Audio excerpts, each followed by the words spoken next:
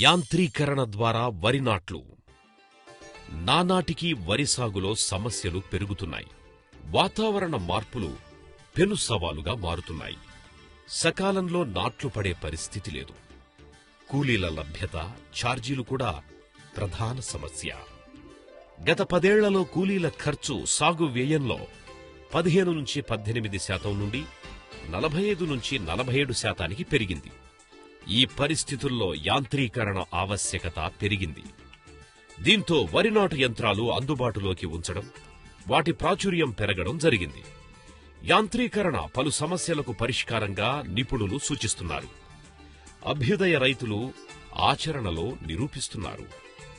యంత్రాల ద్వారా వరి నాటు విధానంలో అత్యంత ప్రధానమైనది నారు పెంచడం. యంత్రంతో వరి నాటే పద్ధతిలో నారుని ట్రేలలో పెంచాలి. దీనికోసం ముందుగా నల్లరేగడి మట్టి అవసరం. అది కూడా పెద్ద పెద్ద పెడ్డలు లేకుండా వీలున్నంత వరకు 2 నుండి 3 మిల్లీమీటర్ల పరిమాణంలో ఉండే మట్టిని ఉపయోగించాలి. దీనిని బాగా ఎండబెట్టాలి. వర్షపు నీరు పడకుండా ప్లాస్టిక్ పరదా కప్పడం మంచిది. ఆ తరువాత మట్టిని అవసరమైన సమయంలో పల్వరైజర్ సహాయంతో మెత్తగా చెయ్యాలి. దీనికి నిపుణుల సలహా మేరకు ఎరువులు కలపాలి. కొబ్బరి పీచు నుండి వచ్చుపొడి లేదా ఇసుక లేదా వర్మి కంపోస్ట్ కలపాలి. దీనివల్ల యంత్రంలో నాటు వేసే సమయంలో యంత్రం సులువుగా నారు తీసుకుని నాటడానికి వీలుంటుంది. ఆరోగ్యవంతమైన దృఢమైన నారు కోసం మంచి విత్తనం ఎంపిక చెయ్యాలి. ఉప్పు ద్రావణం వాడి తాలు గింజలు ఏరివేయాలి. నీటిలో చివరిదాకా మిగిలిన విత్తనాలను మాత్రమే నారు కోసం వాడాలి. ఇలా ఎంచుకున్న విత్తనాలను గోనె సంచిలో పోసి మూటకట్టాలి. ఈ మూటలను 2 రోజులు నీటిలో నానబెట్టాలి. దీనివల్ల మొలకలు బాగా వచ్చి నారు మొలక శాతం అధికంగా, ఆరోగ్యంగా ఉంటుంది. నారు కోసం సిద్ధం చేసుకున్న విత్తనాలను నాటే ముందు నీడలో ఆరబెట్టాలి. విత్తనాలు ఆరబెట్టడం వల్ల పొడిగా ఉండి మిషన్ ద్వారా సులువుగా జారడానికి అనుకూలంగా ఉంటాయి. విత్తనాలు విత్తే యంత్రం గంటకు 500 నుంచి 600 ట్రేలలో విత్తుతుంది. దీనిలో రైతులు విత్తన సాంద్రత, మట్టిపడే విధానం, నీటి మోతాదు సరిచూసుకోవాలి. విత్తనాలు విత్తే యంత్రంలో 4 భాగాలుంటాయి. ట్రేలో మొదటి భాగం మట్టిని నింపేందుకు, రెండో భాగం నీరు చల్లేందుకు, మూడో భాగం విత్తనాలు చల్లడానికి, 4వ భాగం ఉపరితల మట్టి చల్లడానికి అనువుగా ఉంటాయి. రైతులు గమనించాల్సిందేమిటంటే, విత్తనాలు విత్తే యంత్రంలో మొదటి భాగానికి ఖాళీ ట్రే పంపితే చివరగా విత్తన ట్రే తయారై వస్తుంది. విత్తన ట్రేలు తీసుకుని ఒకదానిపై మరొకటి అమర్చుకోవాలి. విత్తిన ట్రేలను వర్షంలో తడవకుండా రైతులు జాగ్రత్త పడాలి. వీటిని పొలంలో ఒకదాని పక్కన ఒకటి అమర్చి ఎండుగడ్డి లేదా గోనె సంచులతో కప్పాలి. ఈ పని చేసేందుకు పొలం కొంచెం బురదగా ఉంటే సరిపోతుంది. నీరు ఎక్కువ లేకుండా చూడాలి.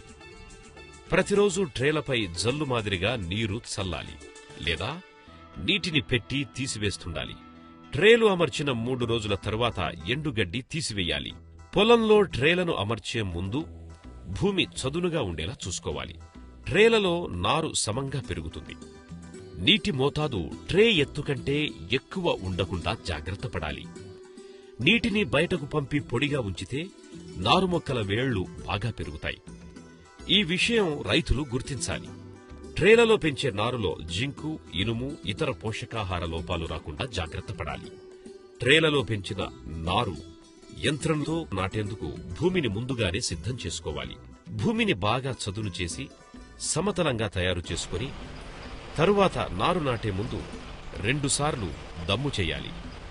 రోటోవేటర్ లేదా పవర్ టిల్లర్ దమ్ముకు వాడాలి. నారు వేయడానికి వారం రోజుల ముందు ఒకసారి, 2 రోజుల ముందు మరొకసారి దమ్ము చేయాలి. నారు వేసేప్పుడు నీరు నిల్వ ఉండకూడదు. పొలం సమానంగా ఉండేలా చూడాలి. రోటోవేటర్ని తక్కువ బరువు ట్రాక్టర్తో నడపడం వల్ల నాటు వేసే యంత్రం తిరగడానికి పొలం బాగా అనువుగా ఉంటుంది. నారు తడి ట్రేలను 1 గంట ముందే నాటే పొలం గట్ల మీద ఉంచాలి. నాటే సమయంలో ట్రేలు తీస్తే నాట్లకు ఇబ్బంది కలుగుతుంది. అలా అని గట్ల మీద ఎక్కువసేపుంచితే నారు వాడిపోతుంది. అందువల్ల రైతులు సకాలంలో సమన్వయంతో పనులు పూర్తయ్యేలా చూసుకోవాలి. వరి నారు నాటే యంత్రం నారు మ్యాట్ క్రింది భాగం నుంచి మొక్కలు తీసుకొని క్రమపద్ధతిలో నాటుతుంది. వరుసల మధ్య దూరం 30 సెంటీమీటర్లు స్థిరంగా ఉంటుంది. అయితే అవసరాలకు అనువుగా కుదుళ్ల మధ్య దూరం సరిచేసుకోవచ్చు. ఒక రోజులో 4 నుండి 5 ఎకరాల్లో నాటుతుంది. 15 నుండి 18 రోజుల వయస్సు గల నారు నాటేందుకు బాగా అనుకూలం. నాటు యంత్రం 6-8 వరుసల్లో ఒకేసారి నాటడం జరుగుతుంది. అయితే 18 రోజుల కంటే ఎక్కువ వయస్సు నారును యంత్రం ద్వారా నాటడం కష్టం. వరి నాటు యంత్రం ద్వారా నాట్లు సక్రమంగా పడేందుకు చివరి దమ్ము చేసిన 1-2 రోజుల తరువాత నీరు తీసి యంత్రం ద్వారా నాటాలి. అలాగే దమ్ము చేసి ఆరబెట్టిన భూమి వి ఆకారపు గాడి పెడితే ఆ గాడి పూడకుండా ఉండినట్లయితే యంత్రం ద్వారా నాటడానికి సరైన సమయమని రైతులు గుర్తించాలి. తొలి దశలో నారు మునగకుండా ఆరుతడిలో నీరివ్వాలి. పంట శాఖీయ ఎదుగుదల దశల్లో కూడా ఆరుతడి పద్ధతిలోనే నీరివ్వాలి. అప్పుడే అధిక దిగుబడులొస్తాయి. రైతులు నిపుణుల సూచనల మేరకే కలుపు మందులు వాడాలి. ఎరువుల్ని కూడా అంతే. యంత్రంతో వరి నాట్లు వేసిన పొలంలో అధిక దిగుబడుల కోసం ఎరువుల యాజమాన్యం పవర్ వీడర్లతో కలుపు తీయడంలో శ్రద్ధ చూపాలి.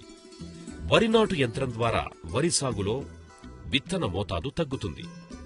అధిక పిలకల్లో పంట ఒకేసారి పక్వానికొస్తుంది. నాట్ల పద్ధతితో పోలిస్తే 2-3 రోజుల ముందే పంట త్వరగా పక్వానికొస్తుంది. అధిక వర్షాల్లో పైరు పడిపోదు. అదేవిధంగా చీడపీడల ఉధృతి తగ్గుతుంది. నీటి వినియోగం కూడా 15% తగ్గుతుంది.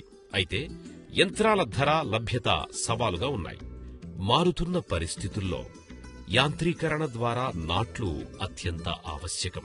ఈ పద్ధతి విస్తరణకు రైతులు ముందుకు రావాలి. సరైన నిపుణులు, ప్రభుత్వాలు ఈ విధానంలోని సమస్యలు పరిష్కరించాలి. అప్పుడే అనుకున్న ఫలితాలు సాధించే అవకాశాలు మెరుగుపడతాయి.